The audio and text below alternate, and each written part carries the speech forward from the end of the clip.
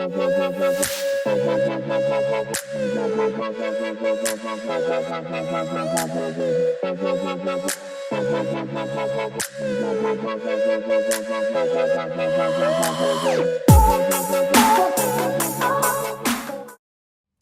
you guys, welcome to my channel. So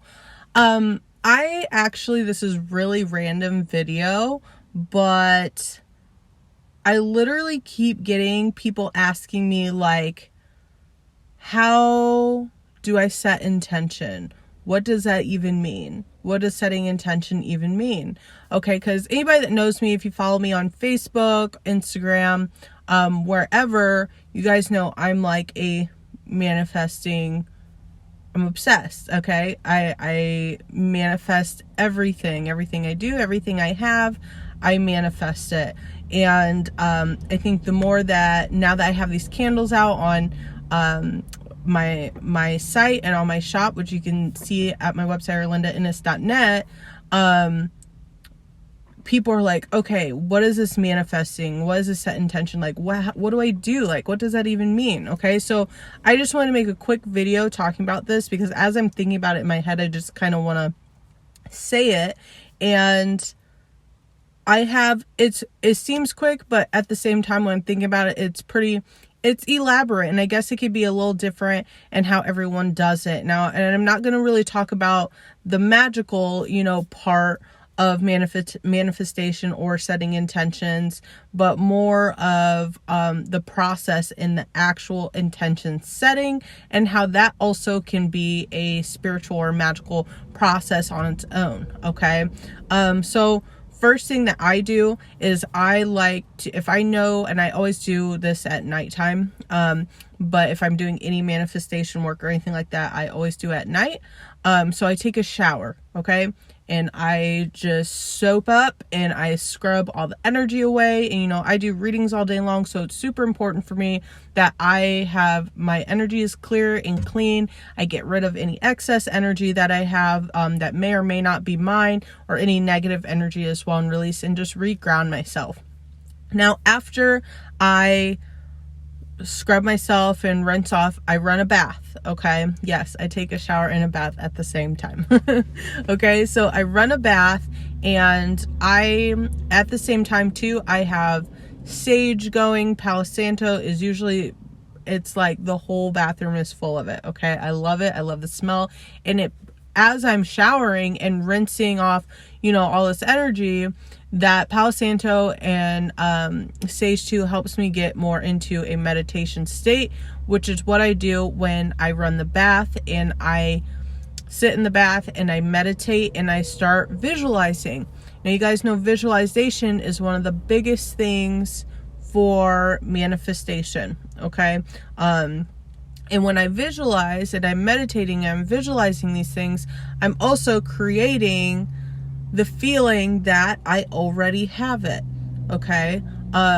It's for me, and what I understand, and for me, how it works, it's very important to have access to that feeling of you already having it, because it's a frequency that you send out to the universe that they will respond back. Okay. So make sure you're creating that feeling, really visualizing what you're wanting. And that's really your time too, where you figure out like, okay, do I want that? Do I really want that? So visualization is a really important part of the process. Now, after you visualize, okay, the next step would be writing it down. Okay. It's so important that you write it down.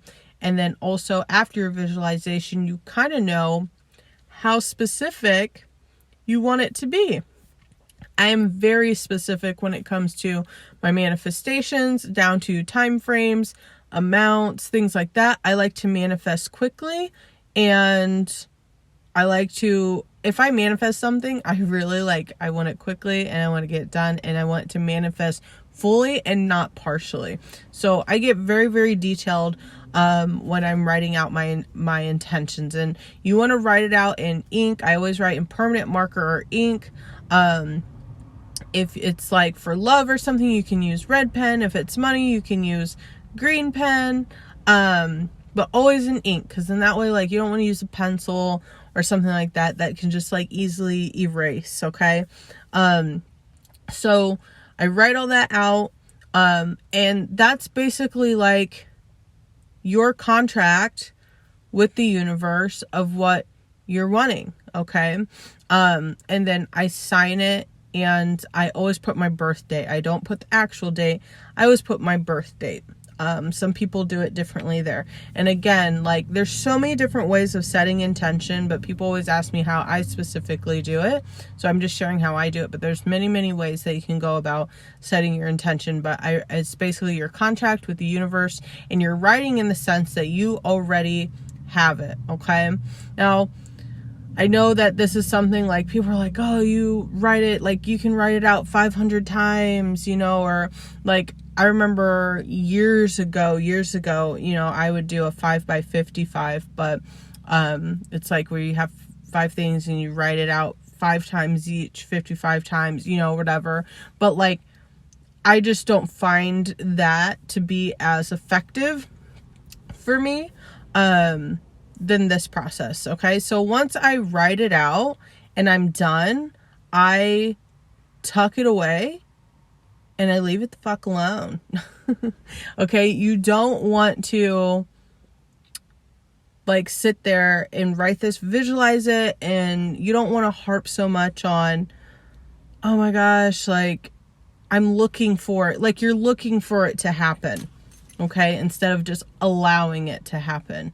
Because then when you're looking for it all the time, then you start to get anxious, like, oh, is that it? Oh, is that it? You want to write it out and you want to let it go. You want to forget about it. You want to completely forget about it. Okay.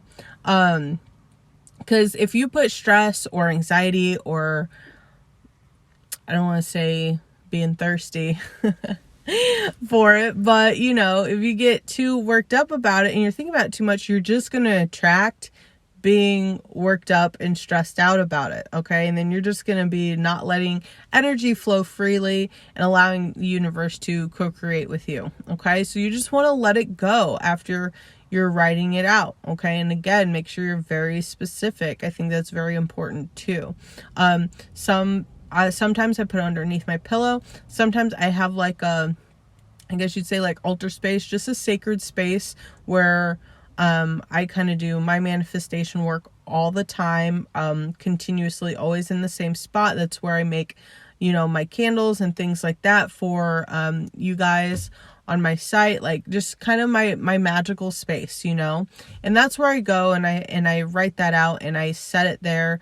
And sometimes I do work with a lot of candle work as well when I do it, and I'll do another video on that because that's completely separate. I just wanted to make it about the intention setting process. Okay.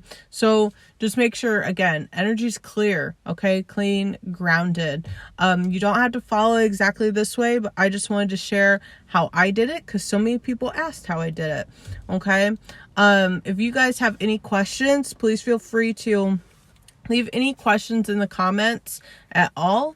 And love and light to you guys, and I will talk to you soon.